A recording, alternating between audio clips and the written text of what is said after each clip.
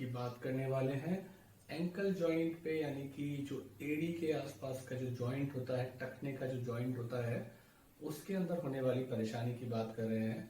कि कई बार ऐसा होता है कि लंबे समय तक ये पेन करता है और पूरे के पूरे एड़ी के जॉइंट में सूजन रहती है और दर्द होता है, मूवमेंट कम होते हैं, चलने में उसको लंगड़ाहट आती है। और जब टेस्ट कराते हैं तो ये बात पता चल जाती है कि इस पेशेंट को जो जोड़ है वो आर्थराइटिस हो चुका है। आर्थराइटिस होने के अलग अलग कारण हो सकते हैं। एक हुआ एज की वजह से होने वाली आर्थराइटिस, ऑस्टियोआर्थराइटिस, जो थोड़े बुजुर्ग लोगों में होती है। दूसरी कंडीशन होती है जो सबसे कॉमन है कि पहले कभी एंकल जॉइंट में कोई फ्रैक्चर हुआ हो जिससे जोड़ की जो सरफेस है वो आगे पीछे हो गई हो, तो जो उबड़ खाबड़नेस आ जाती है उसके अंदर, उसकी वजह से जो आर्थराइटिस होती है उसको हम बोलते हैं पोस्ट ट्रॉमेटिक आर्थराइटिस। तो अगर एक सरफेस खराब है तो दूसरी सरफेस पे उस पर मूवमेंट करते करते वो भी घिसट खाते खाते खराब हो जाती है और पूरा जोड़ खराब हो जाता है। ये सबसे कॉमन पोस्ट ट्रॉमेटिक वाली होती है कि चोट लगने या फ्रैक्चर के बाद जो एंकल जॉइंट में आर्थराइटिस आती है। कोई पुराना इन्फेक्शन हो सकता है जिसको इन्फेक्शन ठीक हो गया बट उसने पूरे जॉइंट को खराब कर दिया है, उसमें भी एंकल जॉइंट की आर्थराइटिस होती है। यंग पेशेंट में रूमेटॉइड आर्थराइटिस, उसमें भी एंकल जॉइंट खराब हो सकता है। गाउट यानी यूरिक एसिड और बहुत सारी इंफ्लेमेटरी कंडीशंस, बीमारियां जो गठिया बाई की होती हैं, उन सब में ये खराब हो सकता है। नॉर्मल केसेस में जब आर्थराइटिस होती है तो मेडिसिनल ट्रीटमेंट का कुछ रोल होता है, जैसे एंटी इंफ्लेमेटरी मेडिसिन, एनएसएड्स, जिन्हें आम भाषा में तो पेन की दवाई बोल देते हैं, बट कुछ हद तक वो काम करती हैं। उसके अलावा एक्टिविटी मॉडिफिकेशन की बात होती है कि पेशेंट को बोला जाता है कि थोड़ा सा कोई केन लेके चलो, स्टिक लेके चलो, उस पैर पे वजन कम डालो, थोड़ा सा एर्गोनॉमिक चेंज करके उनको चलने के लिए बोला जाता है। स्पेशल टाइप की ब्रेसेस आती हैं एंकल की, जो यूज की जा सकती हैं, जिसके पहनने के बाद भी आपको आराम मिल सकता है। स्पेशल टाइप के शूज भी आते हैं, छड़ी के साथ आप शूज से या ब्रेसेस पहन के चलोगे। कई केसेस में सिलेक्शन इंट्रा आर्टिकुलर स्टेरॉइड के इंजेक्शन का भी होता है। इसमें एक और सिचुएशन होती है कि जब आप चेक कर रहे होते हो तो आप बाकी लक्षणों के साथ, पेन के साथ, सूजन के साथ, आप मूवमेंट के साथ साथ आप सेंसेशन भी चेक करते हो।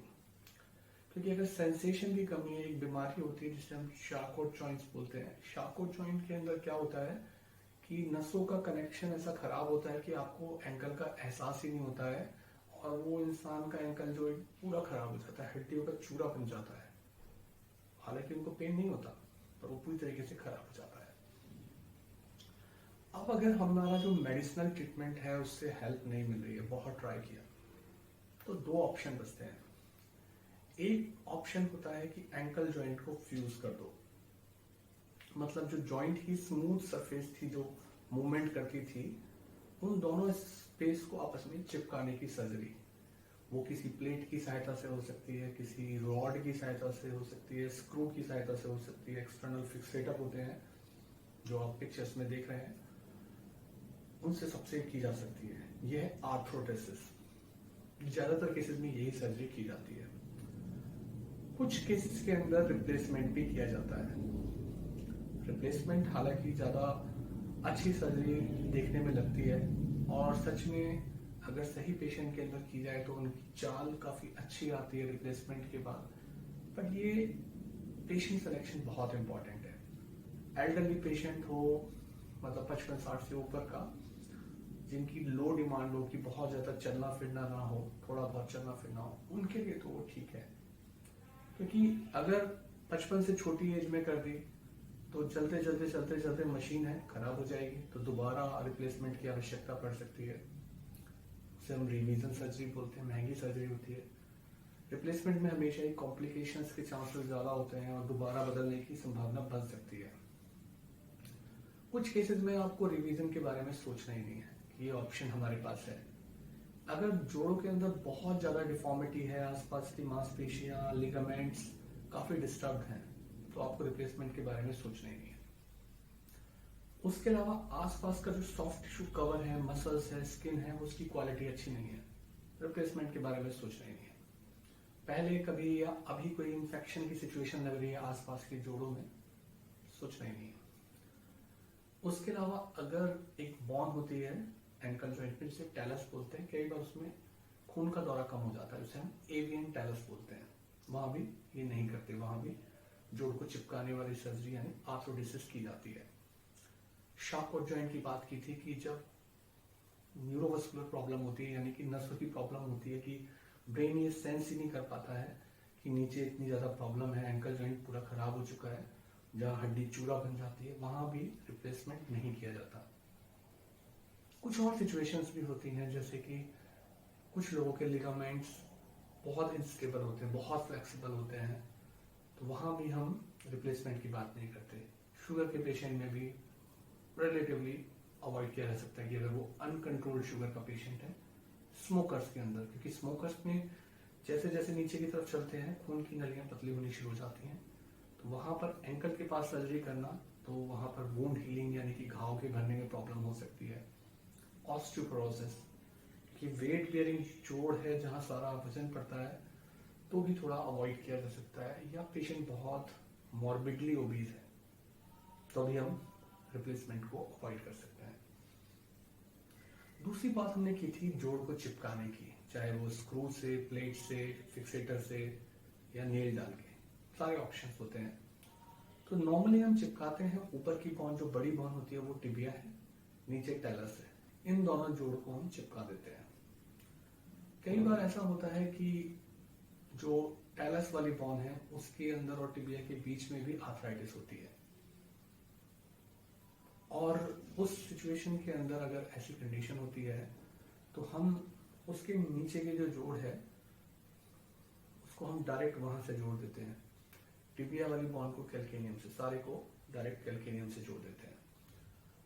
रिविजन सर्जरी में भी ऐसी आवश्यकता पड़ जाती है कि जब टाइम के साथ साथ ये आर्थ्रोडेसिस पे बहुत टाइम निकल जाता है तो आसपास के सारे जोड़ खराब हो जाते हैं, तब भी हमें इस पे जाना पड़ जाता है। उसके अलावा चॉइस कैसे पेशेंट में करनी चाहिए, जैसे हमने बात की थी कि ऑस्टियोआर्थराइटिस या चोट लगने के बाद जो एंकल जॉइंट में आर्थराइटिस आती है, पुराने इन्फेक्शन के बाद आती है, या रूमेटॉइड आर्थराइटिस या गाउट के बाद ये परेशानी आती है। तो अगर पेशेंट यंग है, हाई डिमांड है, उसे बहुत काम करना है, वो वर्कर है, तो आर्थ्रोडेसिस सबसे अच्छा ऑप्शन होता है। ज्यादातर केसेस में जो हम बॉन चिपकाने वाला प्रोसीजर करते हैं उसमें अच्छे चांसेस होते हैं कि बॉन जुड़ जाती है, ज्यादातर केसेस में। पेन में बहुत रिलीफ आता है, ऑल दो थोड़ी सी प्रॉब्लम है कि अनइवन सरफेस पे चलने में ऐसे लोगों को दिक्कतें आती हैं, सीढ़ियां चढ़ने में थोड़ी डिफिकल्टी और दिक्कतें आती हैं, बट ये बेटर कंडीशन है, ज्यादातर केसेस में यही की जाती है, ऑप्शन नहीं है कुछ और करने के लिए। आइदर रिप्लेसमेंट, जिसके इतने सारे रिस्ट्रिक्शंस थे और एक पर्टिकुलर एज ग्रुप था जब हम कर सकते हैं, और इसमें जबकि उतना खर्चा भी नहीं है कंपैरेटिवली, और इससे ज्यादा बेनिफिट है, आप अपने हिसाब से रफ वर्क भी कर सकते हो। कई बार इन्फेक्शन होने से ये आर्थ्रोडेसिस नहीं जुड़ती है, या फिर आसपास के जोड़ों में आर्थराइटिस की वजह से नहीं जुड़ती है, तो सीटी स्कैन करा के देखना चाहिए, एक फर्दर सर्जरी की करके उसको जोड़ने की सर्जरी की जा सकती है। तो ओवरऑल बात यह है कि हम शुरुआत में आर्थराइटिस के केसेस में दवाइयाँ, ब्रेसेस, उन सारी चीज़ों को ट्राई करते हैं। अगर आराम नहीं मिलता है तब हम इन सर्जरीज की तरफ जाते हैं, और रिप्लेसमेंट कुछ खास ग्रुप को छोड़ के हम आर्थ्रोडेसिस की तरफ जाते हैं। आई होप कि आपको ये वीडियो पसंद आया होगा। Please like and subscribe.